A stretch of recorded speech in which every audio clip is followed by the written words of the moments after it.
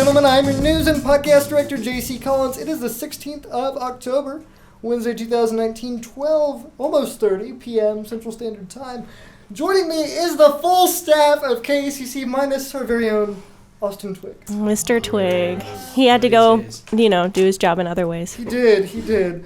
So, to get into this first staff podcast of the semester, because I've been putting out some content, and to be honest, I think it's pretty good. But, hey, I'm hoping this tops even my solo content and that we can have a great season of staff podcasting together. I want to start off with some introductions, so our very own station manager, Gracie Ayers, is going to take it away. So I'm just introducing myself, right? I'm not in charge of introducing everyone else. That's right. Okay, just checking. We didn't preface that beforehand. I'm Gracie Ayers, as JC said. I am the station manager. And I'm a journalism major here at Evangel doing my senior year. It's really exciting, and I've really enjoyed just learning about journalism and getting into that, and even more like political stuff as of late, which has been really fun and scary because I'm afraid to tell people that I follow politics. And my favorite color is blue, and I really like food. I don't know what vibe we're going with as far as like information. What kind of food? What's your favorite food? At the moment when I said I liked food, I was thinking about Polish food because I actually grew up eating a lot of Polish food. It's good comfort food. Polish hot dog, all that, yeah. Kielbasa is good. Glumkis are like cabbage rolls, so it's meat wrapped in cabbage, which is good, and baked cooked in a pot of tomato sauce. And then pierogis are basically a Polish dumpling, and they're amazing, and I haven't been able to find any at Walmart, which is really annoying. So Walmart's the place. Yeah. Who's next? Probably Jake. Yeah, I can go ahead take it away. Take the floor. So I'm Jacob Smith, one of the many Jacob Smiths. I think I'm the only one on campus now. I don't know. But either way, I'm the music director here for KCC. Putting all together the hot playlist tracks, et cetera, taking all the biggest requests. But this is my senior year, technically super senior year. It's just my last semester, really, because I was going to take some classes over the summer, but I just pushed it this semester, and it's pretty chill. So that's about me. Film and broadcasting major, that's what I do. More on the film side, of course. I think maybe a good chunk of them are, but I love radio, too. So I'm always glad to be behind the mic. And, of course, as being music director as well, I also make my own music at Nameless Warning. Just throwing that out there. I'm probably going to mention that like which he donated times. Today, so we I did technically have it to both the station forever. Inspire and Jacob Nameless, courtesy Jacob Nameless. His main job though is making sure I don't buy all bluegrass music for the radio station. Yeah, I I prefaced that to him several times. I was like, some balance. You're basically just holding me back. So where did the inspiration for the name come from? Nameless Warning. For Nameless Warning? Oh, that's a great question. I really wish I had some deep backstory behind it, but honestly, it came from just me being 13, and I was like, man, I need something to upload my music under. So I went on some random word generators and generated a couple things. That's so great. Nameless. No. Ooh, warning. Ooh, Nameless Warning. And I don't know, it just kind of stuck. All right. Cool. Awesome. Yeah. So that's me. Taylor? Oh, okay. I'll go. We're having to share 4 mics here, so that's what's going on. No one can see us. I don't know who's saying that. Sorry. My name is Taylor Berquist. I am also a senior here, and I do multimedia journalism. A couple of things about me. I'm from Minnesota, representing.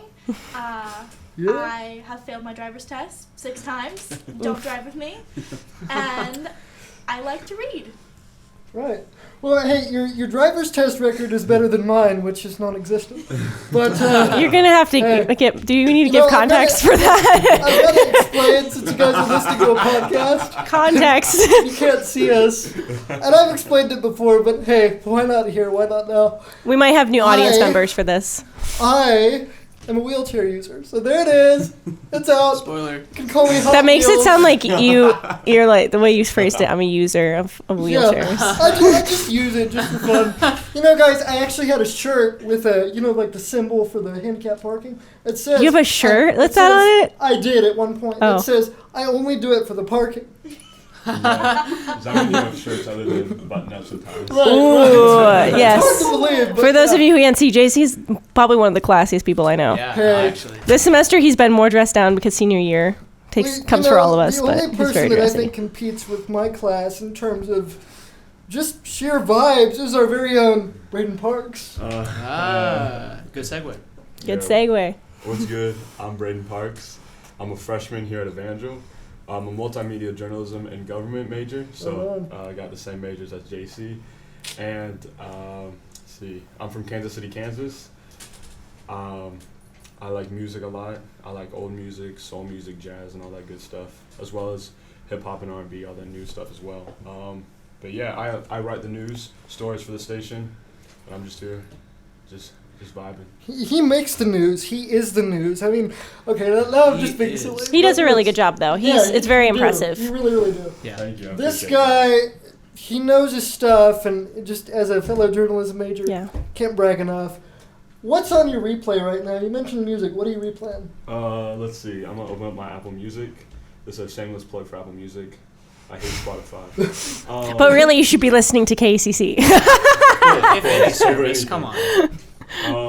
Right now, I've been listening to a lot of gospel music. Right on. A lot of course, Kirk Franklin. I love Kurt. That's a good album, too. That's one of his older ones. Yeah. She's referencing Kirk Franklin and the New Nation Project. I think that's the only one I've listened to like all the way through. It's good. It's got some solid bangers on it, as well as some nice slower songs. And then he's probably the number one gospel artist I've been listening to. And then on the non-gospel side, the Isley Brothers for some good soul stuff. I've been listening to a lot of Prince from the 80s and the early 90s. Don't have to be. Exactly. That was my failed attempt at being Prince. You know, we can only sing so much for so long before copyright comes in. So I don't know if I'm allowed to say what I'm listening to on the hip hop side. Well, fair. Music. So we should probably say that now. The views and opinions expressed by KCC staff does not necessarily reflect the views of Evangel University as a whole. Right. So not just in any way. keep that in mind. And that is another thing, just on another note of being responsible during these podcasts. When I bring guests on for these podcasts, especially faculty and staff, I am asked, what questions are you going to ask? And being the journalistic-minded person that I am, you don't want to tell them. I really hate to reveal that, but I have to. So it's all a part of the... I give like a generalistic, like, this is the concept of what I will be talking about. Right, of course. Sometimes I do go direct questions, though, too. You know, hey, sometimes you've got to go with the flow, kind of like with this podcast. People would be surprised how little prep goes into my personal side of the podcast. It just... When you're just able to flow with it, it just flows. And so we're all really good. There's a good vibe in this room. If you're listening, you should be able to feel it, because I can just feel it right now. I feel it. So let's jump into just some rapid fire questions. We'll just jump around. Everybody answer this. Boom, boom, boom. Favorite movie? Who wants to start? National Treasure every time. National Treasure. I'm trash for National Treasure. It's so bad, but it's so good. 1 or 2? They're both good, but the first one's so good. Yeah. The second one's like, oh, Riley finally gets noticed. Finally gets the girl. Yeah. That's like the premise of the whole movie is just Riley gets noticed. That's like every time when someone asks me what my favorite movie is, that's automatically what goes to my head, followed by stuff like Inception, How to Train a Dragon. It's kind of all over. It's all over. I love How to Train a Dragon a lot. It's really they're just so unique. Like the concept of the film and the storyline is very different than any other like film you run into. As it is with Inception and National Treasure. They're very like, it's not a very like regurgitated plot. Right. Who wants to go next? Jake? Probably the film and broadcasting guy. Pick his favorite movie. It's like the worst question to ever ask because there's so many. I don't know. I mean, like, to just pick an overall favorite is very tough, but there's been some this year that I've liked. Fantastic. Go with that. Such as Joker. Did you really like it? Yeah. I mean, I didn't love it, but it was definitely good. It's gotten a lot of controversial. Yeah, it's very definitely controversial, and definitely not like a movie that you would just go into like, I want to see a good old superhero movie. It's definitely not like, it's more of like a character study type of movie where it's all like one act, and it's very like shock value, a lot of that. So, but so far, it's one act. Like the general like 3-act structure of like movies, kind of the exposition and blah blah blah. This is kind of just stays in like the first, like just kind of follows him through like a week of his life, Oh, really? Yeah. I do like movies that have interesting storylines as far as like either Like it's very character driven. they You could run argue around that it or still falls into the 3-act. Yeah, well, yeah, I mean, It's got yeah. the point But of it what's kind of happening and all feels that. like, though, like, Yo, if you're for just sure, watching for it. sure. Because we left the theater and we didn't say a word until we got in the car, and we're like, well, yeah, that was something. It kind of just feel made a you little think, something. you know? Yeah, yeah. Well, and it transitioned right into my birthday, because that's when I saw it. It was like, we got out at like 12 midnight, and I think that's, because I was seeing it with a couple people, and that was the first thing someone said, like, oh, happy birthday, by the way. I'm like, yeah. yeah. Yeah. But I treated myself. Went to the Alamo, got some of that good popcorn. Right on. Love Right it. on. I haven't had Alamo popcorn. I should probably do I that. mean, you know, a little pricey. I've been there. I saw Rocket Man there, which I really liked. And I had food. I did not have popcorn. Nice. So Not been to the Alamo. Remember? I've been to the Alamo. remember, he Is says. it memorable or not? I've been to the Alamo in Texas, but I do want to go to the Alamo in Texas. Pay homage to the Crockett Man. I was distantly related to Crockett's at one point in my life, so. In my family's history. No, like someone in my family's history was married to Crockett, and then they got divorced, so, you know. Oh, wow. Taylor. That was almost cool. Okay. I'm about to be super basic. My first answer is obviously Avengers Endgame. Great movie. But then my other answer is probably The Greatest Showman. Another super basic answer, I'm aware. No, I don't think those are basic, honestly. Oh, those are stupid. I thought you were going to go for like a Netflix, like chick Oh. flick, which I still would have supported because I watched those. My and love favorite them movie just is as The much. Notebook. Right on. Right on. All right, my favorite movie is Do the Right Thing by Spike Lee. It's, Oh, yeah. It's timeless. I mean, like, there's not been a single time since the release of that movie where almost every single theme, if not every theme expressed in that movie, is reflected in today's society. Like, we're still dealing with all of the same tensions and issues that we see in that movie, which is crazy. And it's just so, it's long, but it doesn't seem long. Like, the beginning for me was kind of long, but it's just kind of sprawling, and you're just kind of getting to know this community. It literally takes place on one city block, and they film the entire thing on one city block. And then by the end of the movie, like, you don't realize how much was leading up to the inciting incident or to the big climax. But if you go through and watch a movie like a second time, you're like, wow, this was foreshadowing this was foreshadowing that. It's just really great. It's just a really kind of slow burn type deal. I like it. I like the slow burn. When was that movie released? 1980. Okay. Because you talked about how it was timeless, so I just wanted like context. I can remember it was early. I want to say 89, but I'm thinking 82 for some reason. I just typed in 1989 in Google and not Do the Right. He gets Do the Right 1984. Thing by, Okay. It is cool. 89, yeah. 1989. Yep. I wasn't born then, but yes. Neither was I. Hey, Yeah. most of us in this room probably weren't. None of us actually. All of us, None of us no. actually were in this room. I don't think Mr. Twig was born in 1980. Yeah. Oh, He we was can make so not. many jokes right now, but I'm not going to. Him and I might be the same age. I'm not really sure, Wow. but Maybe. Well, I'm really old. I would ask Mr. Twig what his favorite movie is, but it probably wouldn't be good to call him and just randomly Yeah. ask that. He said we could give him a We call could. in. But I hey, want to use the phone. yeah, we should. Favorite movie for me, boy. You see, I ask these questions and then I have no idea how I'm going to answer. I think currently, just because I like the themes involved in it, it's oldie, it's not really a favorite of the trilogy for most people, but Batman Begins. I love Batman Ooh, I Begins. love Batman It's Begins. a fantastic I'm very limited movie. on my Batman movies, though. I love just the struggle of being this whole idea of being this man that on the outside has everything, but there's something deep in him that drives him to do what he does. I think we were talking about character studies. Yeah. It's really, Yeah. really interesting to see that. It's a good and character study. It Yeah. would be cool if Christian Bale and Phoenix's characters crossed. Yeah. But Well, yeah, because if anything, at the end of Joker, that's kind of what I want. I'm like, man, I want to see like more of this Joker in like a Yeah. Batman thing. Wanna Like, see Right. I just want to see him punch in the get mouth or beat up. something. Yeah. let's see, another rapid fire question. Boy, Ooh, how about favorite album? let's do The that. album. Yeah. Geez. Or artist, maybe. You Yeah. want to go first? You Tell me know, about sure, it. I can go first because I have it pulled up right now on a site called Rate Your Music, which I catalog everything on. Oh man, Jacob's here for the I have plugs. a lot of albums. Okay, well, Probably my favorite album at the moment is an album by American Football, which is a Midwest emo band. And they have 3 albums, and they originally were formed in like 1999, I think.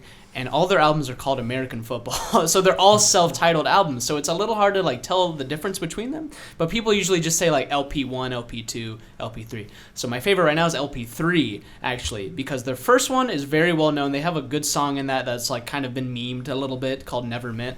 It's got like a very like opening guitar kind of hook, and that album is like pretty like it's gone down as their like best. But their second one, they came back like 20 years later. I mean, it was like 2016 I think is when they released their second one, so they had a long like break and they just got back together.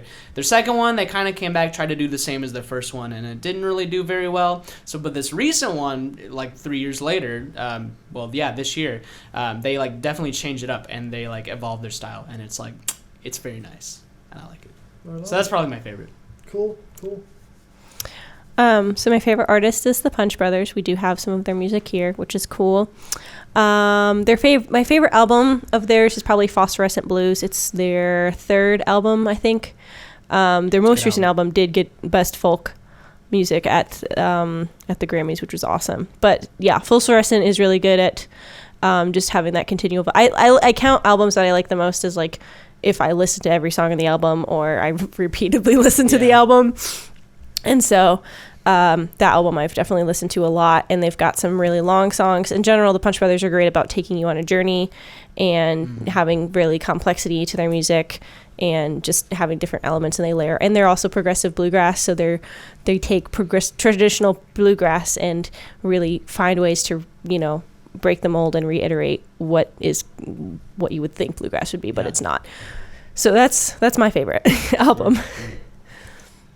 Just because, like, to piggyback on that, I'm also a big proponent of listening to an album all the way through and seeing albums as complete art, as complete works of art, and not to be like basic or whatever, but I do really like physical music. I buy a lot of CDs, cassettes, and records, as well as because you have to listen to streaming if you ever want to just walk around and listen to music.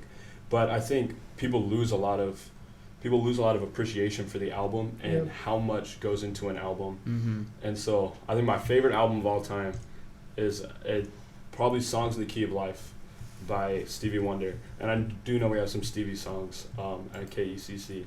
Isn't she lovely? Which he wrote about his daughter, actually. Really? Yes. Wow. Which explains a lot because it was behind the lyrics of Spotify when I was listening to it.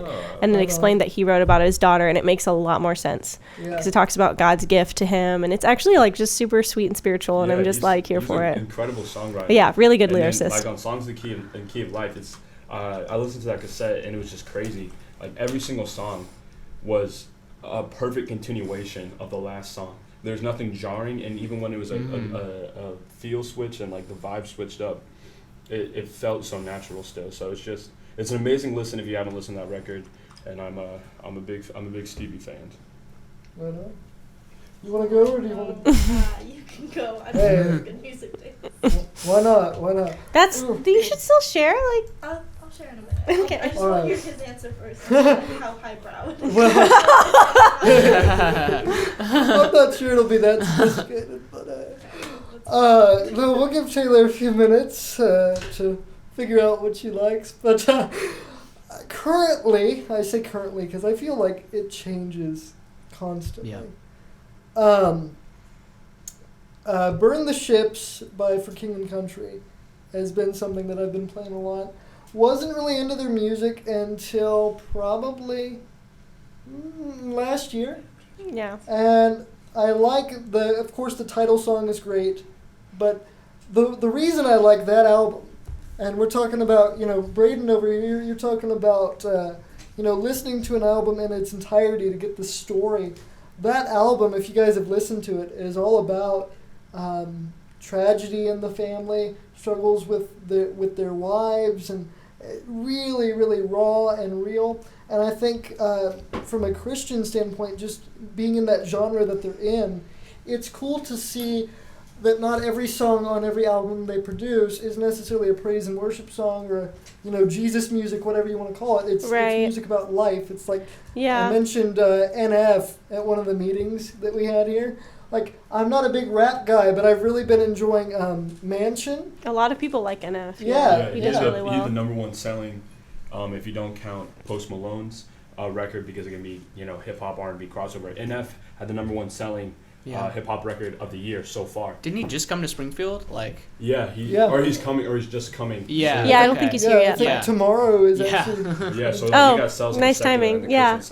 Well, and I think too, like, my mom and I talk about this because so much with, I think, the Christian genre of music in general, it can a lot of times be songs about people lamenting in Ecclesiastes. I'm here for the book of Ecclesiastes. I love it. But a lot of times... Favorite book. Right here. So, like, it's a lot about...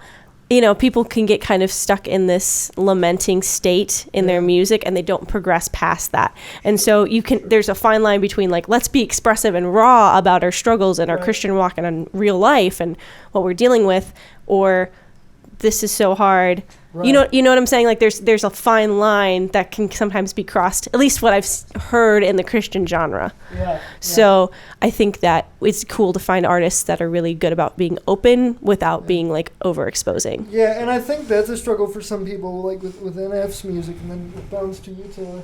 I hope you have an answer, but no, I think that's a struggle for some people. I was telling a buddy of mine a few weeks ago, I said, you really need to check out this guy's music. I had heard about him before, but somebody exposed me to his music. I love it. It's great. And he goes, yeah, but I think sometimes his music, if I'm not careful, it's just very depressing. So I get what you're saying. Yeah, like, and I think totally it is important because even if it's it doesn't matter where it is, if it's Christian or not or whatever, right. If it's depressing you and it doesn't make you feel good, I mean, not that music has to make you feel good. And I think, like, movies too, like, thinking movies that make you think about like what you're going through. Yeah, that's okay. But I do think that it's important to be in tune with your mental health and be like I'm not gonna, me personally, I'm not into horror films. Right. I've never seen one. I don't want to watch it, but that doesn't mean that other people can't. So, like, that's just an example of, like, horror films, certain music, I'm just not about. Pennywise the clown for me. No thank you. You were wise to avoid Pennywise. Yes. Taylor, what's up? Okay. Another basic answer from a basic person. Oh, my. Oh, no. My current favorite album right now is Lover by Taylor Swift. Taylor? A lot of people really liked it. I have never heard it. I listened but to I have friends who really like it. That makes me feel better. I just think she has a really, like, great, first of all, voice, but then, like, she just has a really good storytelling ability. Like, every single song of hers tells a different story, and they, like, build on each other, and it just really helps, like, paint a really clear picture. I do think that's true of Taylor, because I have listened to Taylor Swift music. It's just not who I listen to, like, alone in my room. I have friends I'll listen to. I'm a, like, group Taylor Swift fan, but she does that. She's really good at creating a story arc in every song. Yeah. And I think a lot of times, especially with pop music, it can be like, let's just find this formula and use it over and over and over again. And Taylor's really good at, and she's done this ever since she was in country music, and it's followed her back to pop is like, Cinderella, whatever. It doesn't matter what the story arc is. She has one and she sticks to it, and it gives structure to her songs. So I agree I just haven't heard that album, so I can't speak to the album. I'm just bringing this up because this whole concept of story keeps getting thrown into the podcast, and I'm loving it because it's changed the way that I listen to music. So several years ago, I would have really gotten it, and I still like JT, but I would have really been listening to, like, Mirror or, some older school stuff that JT did. And I'm, like, listening to songs in isolation. I keep going back to what you were saying, Braden. Like, it's one thing to hear a song, but to hear a whole album, it really does change how you view the music. So, yeah, for sure. Yeah. Like, Drake's on this new thing where he releases, like, compilations and playlists, and then he stopped calling them albums. He did that for was it More Life? More Life was the one that's a playlist, and then his new Care package is like a compilation of like those tracks singles that have just been unreleased. Like, around. Well, and so many rap artists do work. I mean, Jacob does it all the time. Collaborate with other artists, and so I feel like almost the playlist kind of mindset would probably cater to that. Yeah, because you're like, look at this community that we're building together. Yeah, and like if you look at the hip hop charts, Kendrick Lamar, who is in my opinion, the greatest concept artist of all time in terms of making concept albums. But he's at the top of the charts every time for his albums. But it's Drake who's at the top of the charts all the time for his singles. Number one most streams, number one this, number one most hits. When he said I got more slaps than the Beatles, he really does. He has more number one hits than the Beatles, but his albums are not ranking highly on the billboards. Or as highly, I should say. Yeah, that'd be cool to see a comparison, though, is like, how did the Beatles albums ranked compared to his albums? Because you can have albums and I think that is something to look at, like the study of like how EPs have changed, how music are, because I personally I'm here for EPs and singles, but they annoy me because I like albums. Because I'm old fashioned. EP releasing in a month. I get them. I understand what they're supposed to do, but I just don't like them. Well, it's kind of like a teaser. Well, I think a concept with like the platform of streaming nowadays, it's very popular for artists to just cram their albums with 18 plus songs or like a 2-3 CD. Yeah, right, and maybe make them even short. Like Lil Nas X, for example, he released his EP like Old Town Road. It's like a minute and a half. He released that song like 6 times with just different features on it, just to get the more streams on it. Like, dude's like a capitalist rapper. Like, he knows what he's doing. Playing the game. He is really, and so like you see a lot of people kind of taking advantage of the streaming platform just to like do that. So it's kind of striking a balance because it is different now. Of like listening to music is definitely different than it was even like 10 years ago. So yeah. You know Torrin Wells, if you guys know him. Of course I got to spot for him. You know who he is. On his most recent album, I forget the name of it. I think it's called Cloud or Clouds. Maybe it's Miracle. One of the two. But he's only got 2 songs on this playlist. It's only, and maybe that's just a Spotify glitch. But I'm like, man, only 2 songs. Only 2. That is a little bizarre. I remember maybe he's still building it or something. Yeah, I dropped some money on a jazz record one time, and it was like one of the first times I really started, buying my own music, really getting into jazz music. And the joint had like 4 songs on it, 5 songs. I was like, what? But it's because I don't know Torrin Wells, but I'm like in the concept of jazz and with the confines of that, they're doing live takes and they're doing 8, 9, 10 takes at some points, and so they're really just choosing the best one of that. Interesting. And, it just all happens. Jazz music just kind of happens. Yeah. In that sense, and so you get 8-minute cuts, 9-minute cuts. You get a couple 4 or 5, but you're not really getting songs that you see that are like pop songs that are 2.5, 3 minutes long. Right. They're not for radio in that way. Do you guys know of any movies besides like Whiplash and La La Land that observe jazz culture well? I make the argument that La La Land observes struggling artists much better than it observes jazz. Yeah, culture. they just use jazz as an example. Yeah. I would agree with that. But that was just like those are the two. When I think of jazz and I try to give a visual concept, that's what I think of. I like more like musically influenced movies that like kind of go with like it work. Like if you've seen like Baby Driver, for example. That's a great example of musically influenced movies. Yeah, and that's all of what's his name? Edgar Wright. Yeah. It's a really nice concept too. Again, another great example of a movie with a really original concept. Right. Mm-hmm. Yeah, for sure. And then like if you're into plays and you read plays and watch them, the Sideman. I can't remember who it was by, but it's a play called Sideman, and it's about this kid whose dad's been a struggling jazz artist his whole life, and it's really good. It gives you a kind of an inside gritty view of what it's like being a struggling jazz artist in NYC. NYC, just on that note, apologies, I was checking Facebook. No one saw you do it, so... No, it wasn't that long ago. You just... You audited yourself out. You can edit this out in post. I just outed myself, but they gotta know I'm human, because... But one of the things, we're talking about different music. Have you guys seen The Secret Life of Walter Mitty? Yeah. I love that movie. My mom won't let me take it from her house, even though it's my movie. That music, I don't know the artist, but it's just unique music. It's a lot of John's I can't think of his last name. It's a lot of David Bowie. Yeah. There's one song it's David Bowie, and it's a different indie artist. Yeah. I think they do have one of Monsters and Men because they were in Iceland, and you can't be in Iceland and not have of Monsters and Men. Yeah. Before Iceland before Offers Monsters and Men. I think it was just like Nightwish. I don't think they're Icelandic though. Nightwish. And then it wouldn't be a podcast with me if we didn't bring this up. But in the MCU, sorry, I think some of the best selected music, and all the movies are pretty good except Ant-Man. No offense. I was not thrilled hit by Ant-Man. I went in and I was. was. The city, so Paul Rudd's like my boy. I love Paul The Rudd. first one better than the second one. I just didn't know what was happening. I was like, what's happening in this movie? You guys can't see it, but my phone has an Iron Man case on it. So that shows you where my allegiance is. But anyway. I love Stark.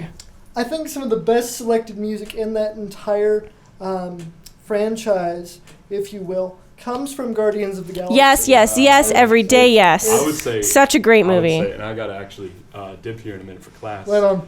But I would say Black Panther. Oh my gosh. Kendrick Lamar and that the way he that tells music the was stories incredible. through that album, and the way he brings an artist to feature on the album, the production is just so watertight. And I think soundtracks are a great thing to enhance a movie, but I think it's another thing when the soundtrack not only enhances the movie, but gives you a little bit of taste after the movie, where you can go and listen to it. Yeah, it's like an extension of the Exactly. movie. Yeah. Continuation. You're like ready to make your fan art, your like fan fiction. You're like, I'm ready to roll out some fan fiction. Not quite that for me. Let's do a quick wrap up here. We'll catch you guys next time. Thank you so much. Yes. For listening. Yes, see you around. We're gonna do this again. We're gonna have Braden in. We're gonna do it all. It's gonna be even better next time. I thought it was great now, but we're just gonna exceed our expectations. Mr. Twig's gonna be here. He'll make an appearance. That's gonna make it even much better than what His commentary is gonna be incredible. I'm ready. God bless you guys. Have a great afternoon, Bye. evening, morning, wherever you are, and we'll talk to you later.